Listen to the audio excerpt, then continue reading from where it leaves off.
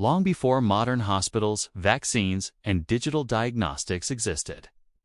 There was a tiny enemy that traveled silently between humans, often unnoticed, often underestimated, yet powerful enough to shape the health of millions across ages and continents. Its name comes from the ancient Greek word herpine, meaning to creep or crawl, a description given because the infection seemed to slowly creep across the skin.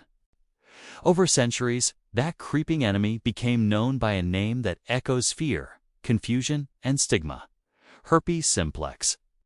Our story begins in a busy city hospital where Dr. Sarah Malik, an infectious disease specialist, prepares for her morning rounds. She has met thousands of patients, but something about the virus called HSV herpes simplex virus always pushes her to explain it with patience, compassion, and truth. Because unlike other diseases, herpes does not only affect the body, it affects the mind, relationships, and self-worth. It carries fear, shame, silence, and misunderstanding.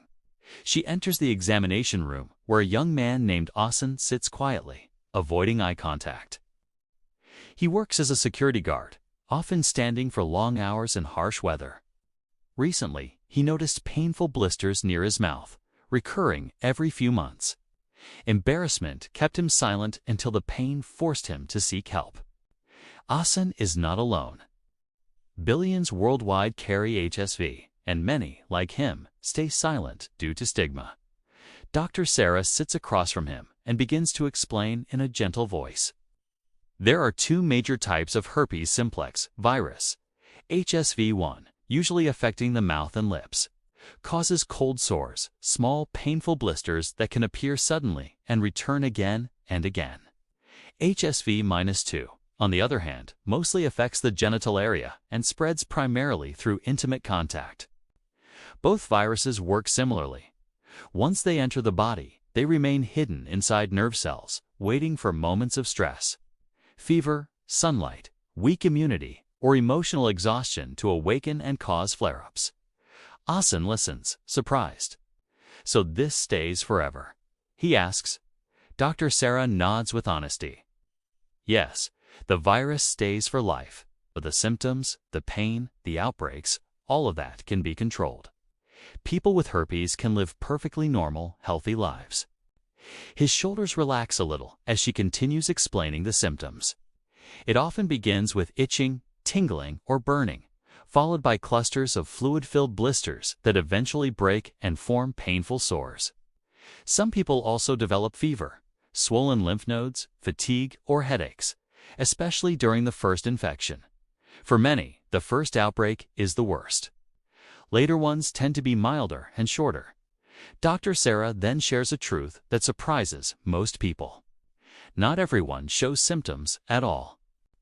Many infected individuals never develop visible sores, yet they can still pass the virus during what doctors call asymptomatic shedding. This is one reason why herpes is so widespread globally and why education matters more than fear.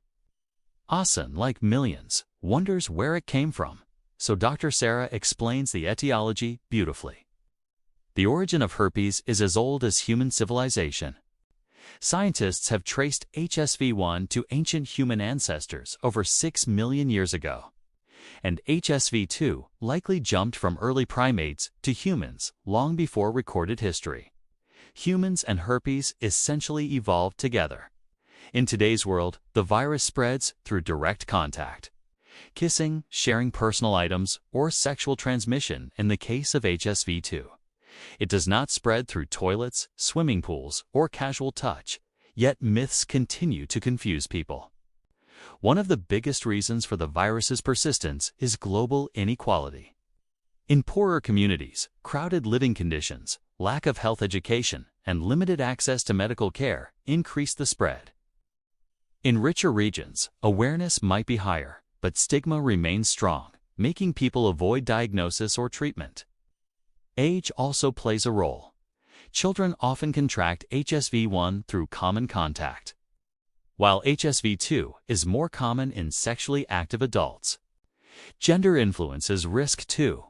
Biological factors make women more vulnerable to HSV to transmission. Jobs that involve stress, night shifts, heat, cold, or overwork can trigger more frequent outbreaks. Regions with harsh climates or limited healthcare infrastructure see higher severities. Herpes does not discriminate, but the world we live in affects how badly it can impact us. Hassan's expression changes from fear to curiosity as Dr. Sarah talks about severity. For most people, herpes is mild, painful, yes, but not life-threatening.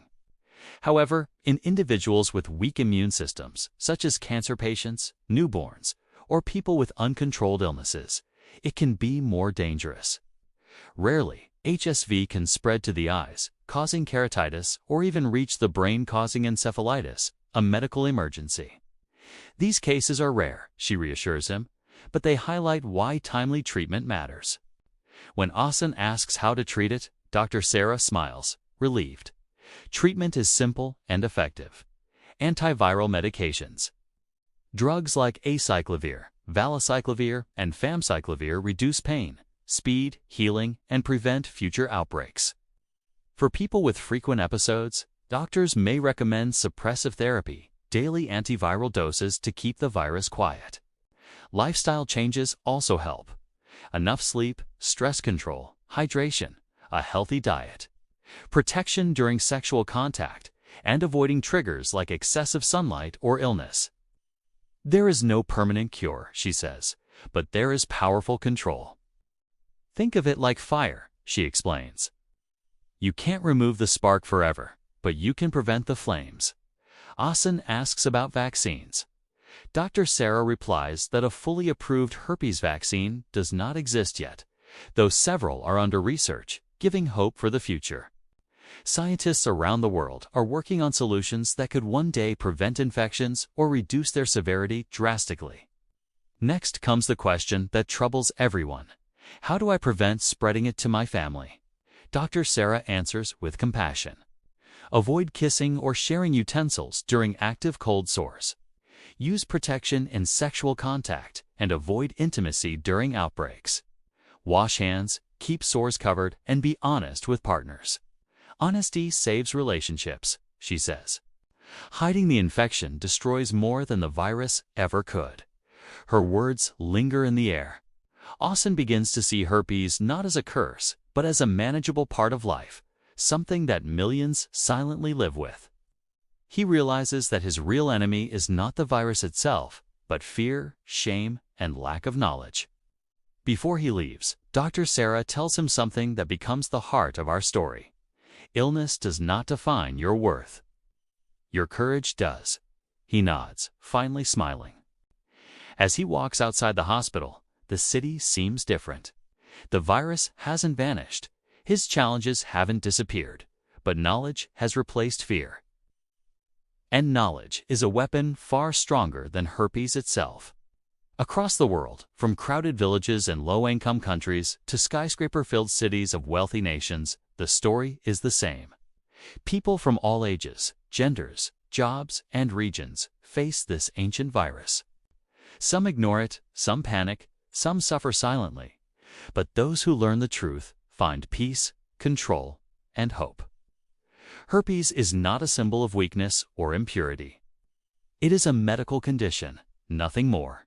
And like every medical challenge, it becomes easier when faced with education, compassion, and timely treatment. As our story closes, imagine a world where conversations about health carry no shame. A world where people seek help without fear of judgment. A world where stigma dies before the virus does. Herpes simplex may have been creeping across human skin for millions of years, but with awareness, science, and empathy, humanity can finally stop the fear that creeps across the heart.